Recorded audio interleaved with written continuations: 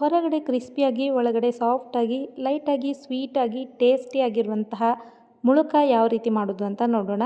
ನಮಸ್ತೆ ಎಲ್ಲರಿಗೂ, welcome back to my channel. ಇವತ್ತು ಹಲಸಿನ ಹಣ್ಣಿನ ಮುಳುಕ ಯಾವ ರೀತಿ ಮಾಡೋದು ಅಂತ ನೋಡೋಣ. ಈ ಮುಳುಕ ಮಾಡೋದಕ್ಕೆ ಜಾಸ್ತಿ ಏನು ವಸ್ತುಗಳು ಬೇಕಾಗೋದಿಲ್ಲ, ತುಂಬಾ ಕ್ರಿಸ್ಪಿಯಾಗಿ ಟೇಸ್ಟಿಯಾಗಿ ಬರುತ್ತೆ. ನಾನಿಲ್ಲಿ 1 ಕಪ್ ಆಗುವಷ್ಟು ಅಕ್ಕಿನ ನೆನೆಸಿಟ್ಕೊಂಡಿದ್ದೀನಿ. ಸುಮಾರು 4 ಗಂಟೆ ನೆನೆಸಿಟ್ಕೊಂಡ್ರೆ ಸಾಕು. ಇವಾಗ ಕ್ಲೀನಾಗಿ ವಾಶ್ ಮಾಡಿ ನೀರನ್ನೆಲ್ಲ ತೆಗೆದ್ಬಿಟ್ಟು ಇದನ್ನು ಮಿಕ್ಸಿ ಜಾರ್ಗೆ ಹಾಕ್ಕೊಳ್ತಾ ಇದ್ದೀನಿ. ಇವಾಗ ಇದಕ್ಕೆ ತೆಂಗಿನಕಾಯಿ ತುರಿ ಸೇರಿಸ್ಕೊಳ್ತಾ ಇದ್ದೀನಿ. 1 ಕಪ್ ಆಗೋಷ್ಟು ತೆಂಗಿನಕಾಯಿ ತುರಿಯಲ್ಲಿ ಅರ್ಧದಷ್ಟು ಮಾತ್ರ ರುಬ್ಬೋದಕ್ಕೆ ಸೇರಿಸ್ಕೊಳ್ತಾ ಇದ್ದೀನಿ. ಉಳಿದಿರೋದನ್ನು ತೆಗೆದಿಟ್ಕೊಂಡಿದ್ದೀನಿ. 1 ಕಪ್ ಆಗುವಷ್ಟು ಹಲಸಿನ ಹಣ್ಣನ್ನು ಬಿಡಿಸಿ ಹಾಕ್ಕೊಂಡಿದ್ದೀನಿ. ಇದ್ರ ಜೊತೆಗೆ ಏಲಕ್ಕಿನ ಹಾಕ್ಕೊಳ್ತಾ ಇದ್ದೀನಿ. 2 ಏಲಕ್ಕಿ ಹಾಕಿದ್ರೆ ಸಾಕು, ಫ್ಲೇವರ್ ತುಂಬಾ ಚೆನ್ನಾಗಿ ಬರುತ್ತೆ. ಹಲಸಿನ ಹಣ್ಣನ್ನು ಜಾಸ್ತಿ ಹಾಕೋಬಾರ್ದು, ಹಿಟ್ಟು ತುಂಬಾ ಸಾಫ್ಟಾಗಿ ಬಿಡುತ್ತೆ.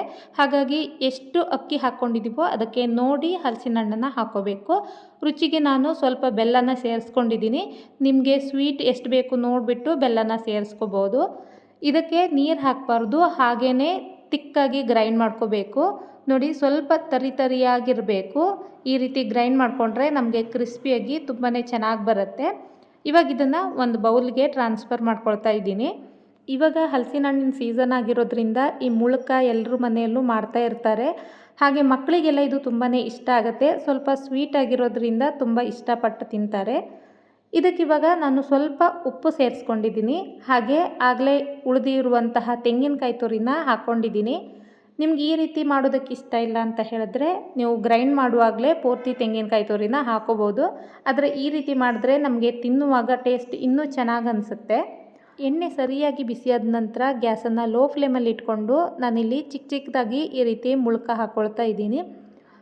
ಮುಳುಕ ಕರಿಬೇಕಾದ್ರೆ ಸ್ವಲ್ಪ ಹೊತ್ತು ಗ್ಯಾಸನ್ನು ಲೋ ಫ್ಲೇಮಲ್ಲಿ ಹಾಗೆ ಸ್ವಲ್ಪ ಹೊತ್ತು ಗ್ಯಾಸನ್ನು ಹೈ ಫ್ಲೇಮಲ್ಲಿ ಇಟ್ಕೊಂಡು ಕರೀರಿ. ಆವಾಗ ಮುಳುಕ ಎಲ್ಲ ಕಡೆ ಒಂದೇ ಕಲರ್ ಬರುತ್ತೆ. ಹಾಗೆ ಎಲ್ಲೂ ಕೂಡ ಹಸಿ ಅನಿಸೋದಿಲ್ಲ, ಒಳಗೆಲ್ಲ ತುಂಬ ಚೆನ್ನಾಗಿ ಬೇಯುತ್ತೆ.